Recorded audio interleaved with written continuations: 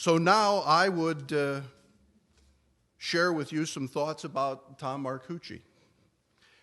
When I think of Tom Marcucci, I think first of a strong family man. I then think of a 4-term, 16-year mayor of Elmhurst, a visionary leader with a very thoughtful and practical planning side, a proponent of all things Elmhurst and all Elmhurstonians, and someone who thoroughly enjoyed being mayor of his town.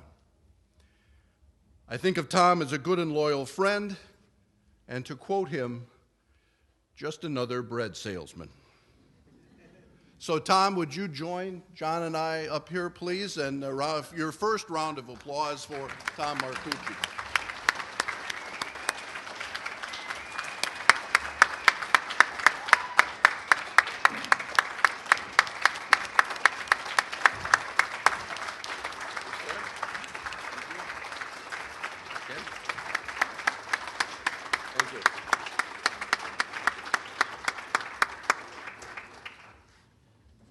The Elmhurst Chamber of Commerce and Industry Civic Hall of Fame, Thomas D. Marcucci, an insightful and dedicated leader, a mayor of record service, success, and involvement, a man devoted to family, friends, community, and country, presented at the Elmhurst Chamber of Commerce and Industry annual meeting and awards dinner, January 28, 2011, Civic Hall of Fame, 19th inductee, Tom Marcucci.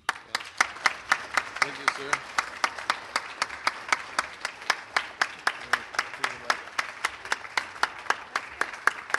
You good?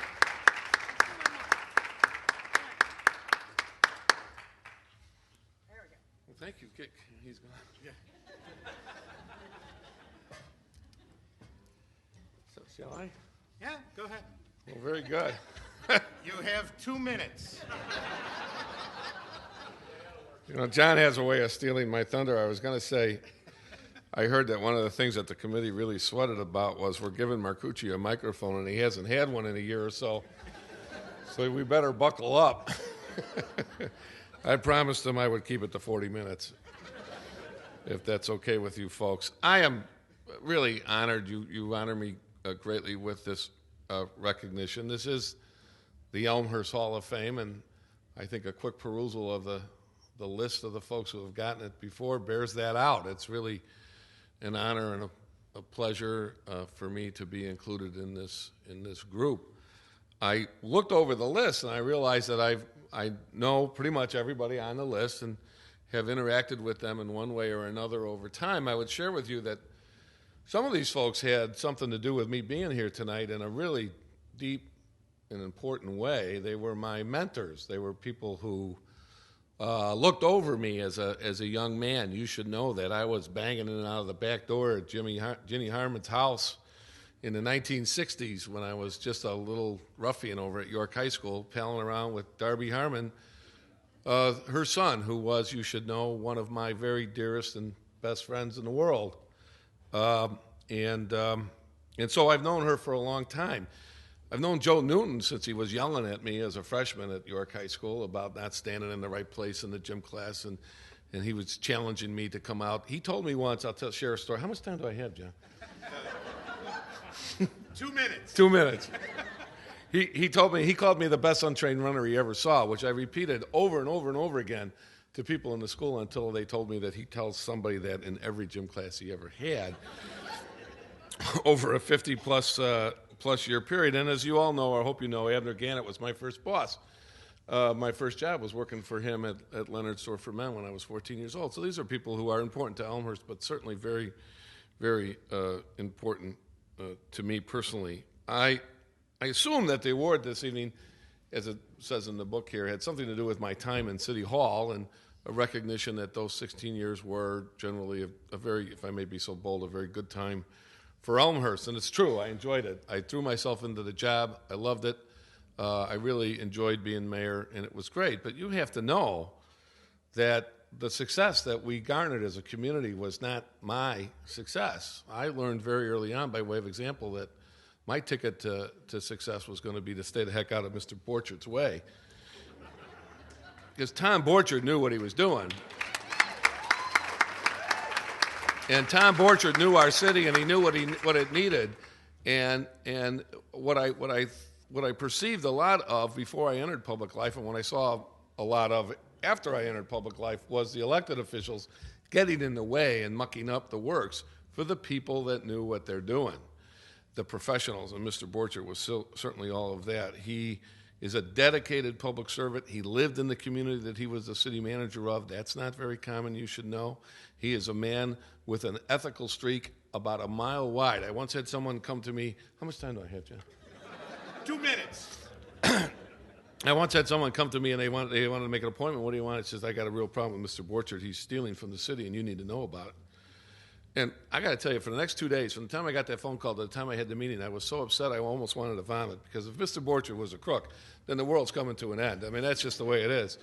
And the person came in and they said, because it's my job, I have to hear this out. There's an allegation. I want to hear what it is. The person comes in and they say, he works out every day at lunch. I said, what? He said, well, he goes over to the courts, and he's over there for an hour plus. That's on city time. He should be in the office. I said, do you know that Mr. Borchert comes to work about 6 o'clock in the morning every day and leaves this building well after 5? In 16 years, think about this, in 16 years, I never beat Tom Borchert to the office. Never. So if he's going to take an hour and 15 minutes for a lunch hour, I think it was okay. I think we were going to be able to survive that little issue there. But see, that's the kind of stuff that people in public life put up with, is that because he was living in his own community, people knew who he was, and they saw him. And there were people timing his time on the treadmill over at the courts to make sure that Elmhurst was getting. I got to tell you, we got our money out of Tom Borchert. There's no question about it, just so you know. And of course, on a day-to-day operation, which I get a lot of credit for, I didn't. Mr. Borchert and his crew did the job. I'm a policymaker. But you also need to know that in the Elmhurst City Council, when the city of Elmhurst gets together as a corporate authority to meet and make decisions, I didn't have a vote, did I? I had a gavel. I didn't have a vote.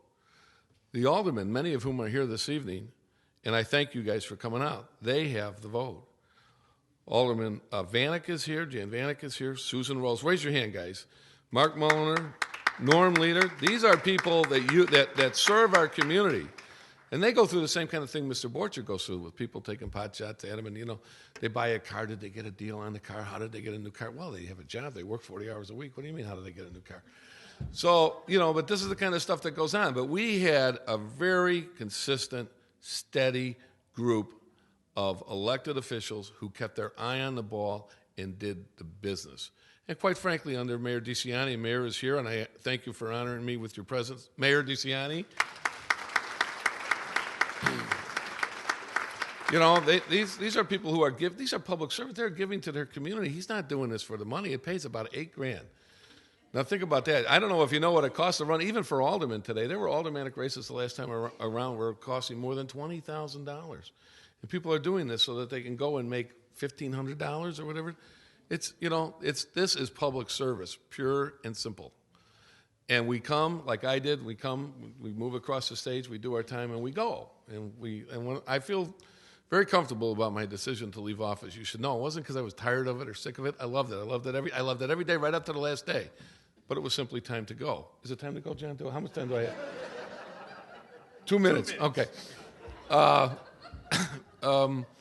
And now it's time for other people like Mayor DeCiani and his young crew, and Scott Levin, who just hasn't even got the seat warm yet. He's just there. He's just experiencing it for the first time, and it'll be a wonderful time. I said to him earlier tonight, I hope you're there for 20 years. He looked at me and said, is it a life term? No, it's not a life term, but I hope you enjoy it. I hope you get something out of it. Serving your community is a significant thing. It's what you do. It's what the Elmhurst Chamber does. Everybody in this room tonight is an active Elmhurst Chamber member, and that means that for a little bit of the week, every week, you stop worrying about just your business and what's good for me and what's good for mine, and you look to the broader community, and you try to make it better for everybody. Some of those everybody's are your competitors, aren't they? Some of those people really can't help you in any way, but that doesn't matter. Isn't it a great thing when someone reaches at a luncheon and says, hey, welcome to Elmhurst? When you hear from that gentleman that we heard the story earlier tonight, at a ribbon cutting earlier today, and he says, I go to these all the time, and this is the best reception I've ever had. You know what? That's not the first time I heard that. We used to hear that on a regular basis. The people at that downtown Chase Bank in Willis Johnson's building there at Schiller in York, they said the same thing. Heck, those people were completely blown away. They said, we had no idea that Elmhurst was such a wonderful town. What a wonderful community. And going out of your way to welcome us like this, it's very important that people know that we're there to support them. And I'll echo the thing about Shop Elmhurst. For guys knows, the mayor's dealing with problems that I never had. The economy is not the economy that I had. I was blessed. Every dollar that stays in Elmhurst is an important dollar. We need to keep our community. My goal was to make sure we had the revenue streams so that the city could do what it needed to do to support the property values in our community. That was my core constituency, the individual single-family homeowner in our community. And everything I did for them. I didn't do it for the city staff, and I didn't do it for the businesses, and I didn't do it for the college. The colleges. I did it to improve the quality of life in our community, which was then reflected in the property values, and I think that we saw that. So it was a great run. I was glad to do it. 16 years was enough. I think my wife was glad. Mimi is here. My wife, Mimi, do one of these. I need to thank her. I couldn't have done it without her support, period. You cannot do this kind of stuff without support at home, and my kids were I was missing from some of their stuff, not too much, but some, and I thank you and my family for all the support that I got. I enjoyed it. I loved it. I'm glad to be recognized in this capacity. I'll leave you with this thought. Elmhurst was a great, great community long before I sat up in a chair and decided I was going to run for mayor. And it's going to be a great, great community deep into the future. And with your hard work, working with the chamber and with the elected officials in City Hall, we can all ensure that that's going to happen for our beloved Elmhurst. Thank you very much for this recognition.